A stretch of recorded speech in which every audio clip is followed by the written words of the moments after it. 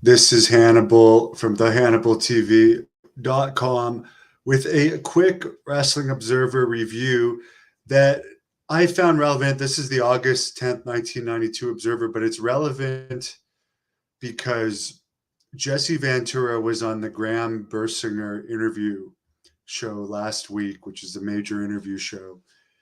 And he accused Hulk Hogan publicly on this show of being the guy that people bought steroids from in Minnesota. I guess for the wrestlers, you can only guess that maybe Jesse would have been one of those wrestlers because he's admitted to steroid use.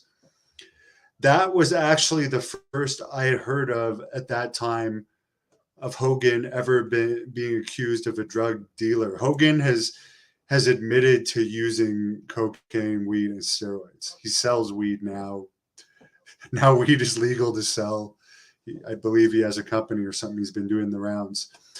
But I'm not hating on him for this either. I'm just saying it's interesting because Jesse brought up that he was a dealer. And in this Observer,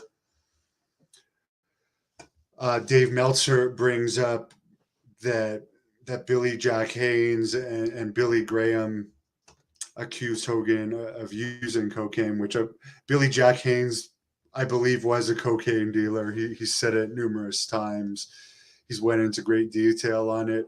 How deep into it was he? Who knows? But he knows a lot about it and a lot about guys that were on it. But again, neither Billy Jack or Graham were accusing Hogan of dealing it here. Graham said that he saw Hogan use it on an airplane once, and apparently he alleged Hogan would use it before matches. Hogan just did an interview last week saying he would drink 2 beer and take a couple Tylenol before a match. It wouldn't surprise me if he did a line or two back in the day. But again, that's not dealing. But here's the interesting part.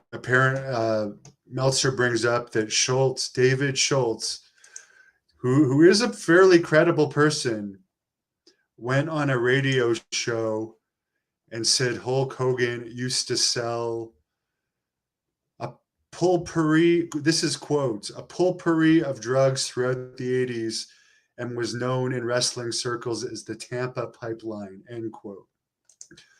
So again, David Schultz was in the AWA in the 80s. I'm pretty positive of that. So maybe there is some truth to that.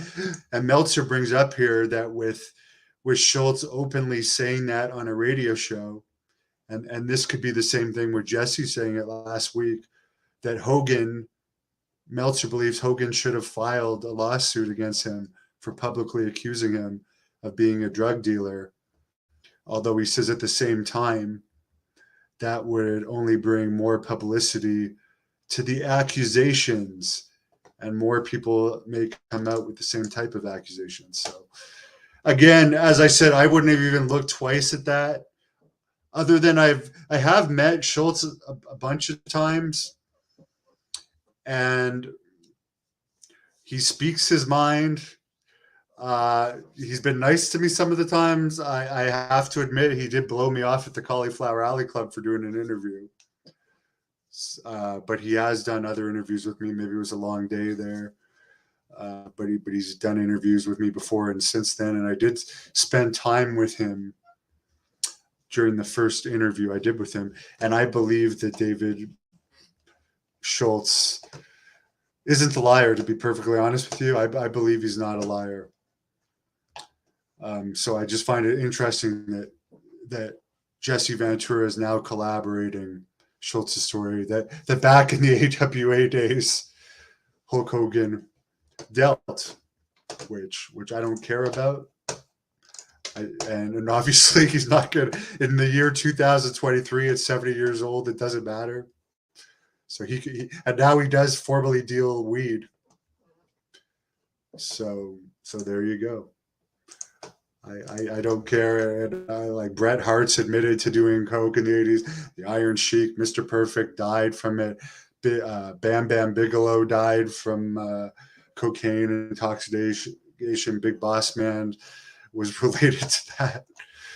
I mean, sadly, the list is massive of everyone that died from it. It's a horrible thing to take.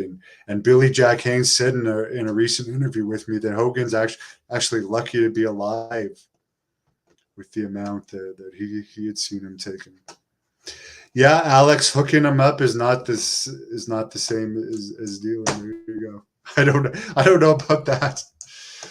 But yeah, I guess Hogan could technically sue Jesse Ventura over saying that just last week if he wanted to. So I think David Schultz, 92 accusations. It's a little late by that, but who knows? Yeah, a shorter list for who didn't do drugs in the 80s.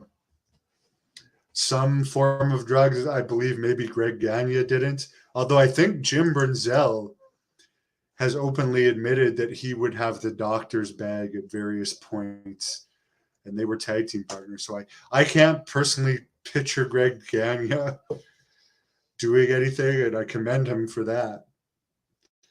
Mick Foley,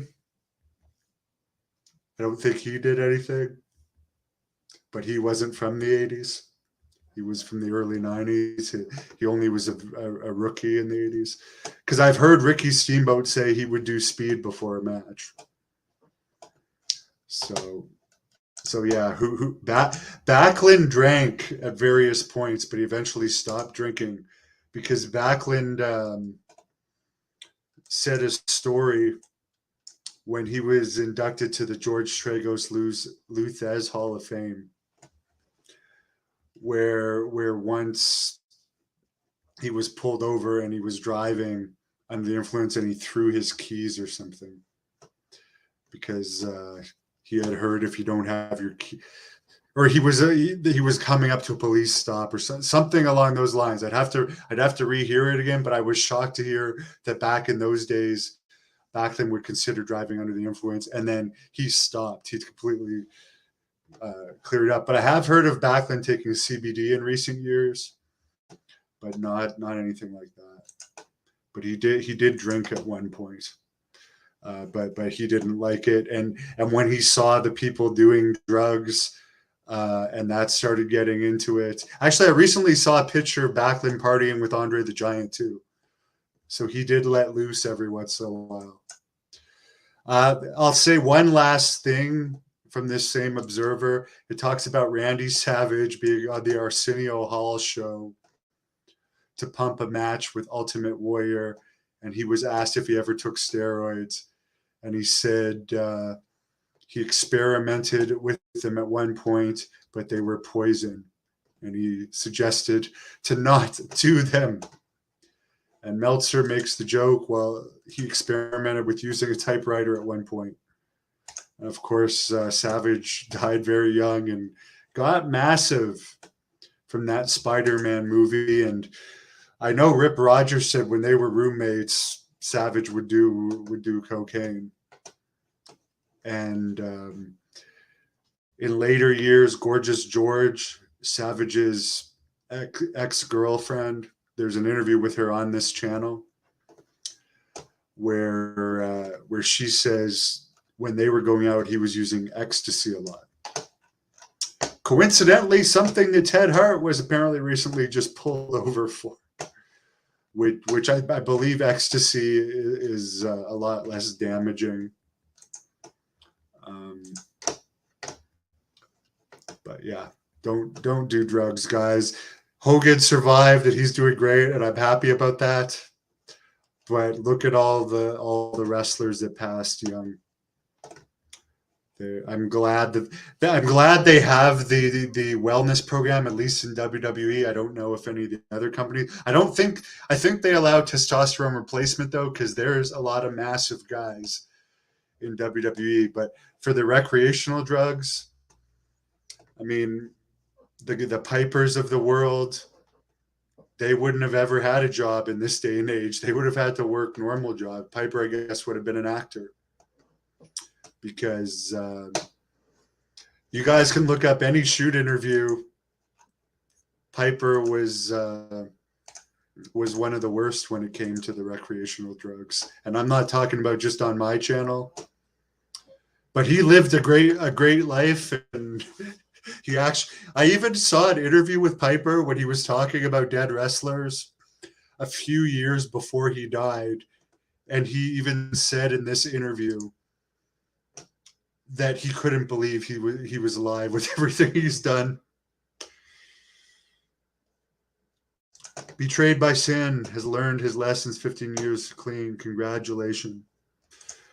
Paul Orndorff definitely while I never saw him inject himself, but yeah, he definitely, I would say he was on some type of testosterone on his side, but everybody did it back then. For the other stuff, who knows? No comment. When I met Paul Orndorff, he was a real nice guy, and he was a beer drinker at that point when I met him. He's a great guy. He was a great guy to me. So I'll stop rambling, but there's no doubt Hogan probably sold stuff to supplement his income. Lots of wrestlers have done that over the years, right up until the modern day. I mean, I'm not in dressing rooms enough now to know, but there was always people when I was wrestling regularly. There'd be people in the dressing room that would always be able to hook people up. But again, I haven't wrestled regularly for a while now. I'm a reporter.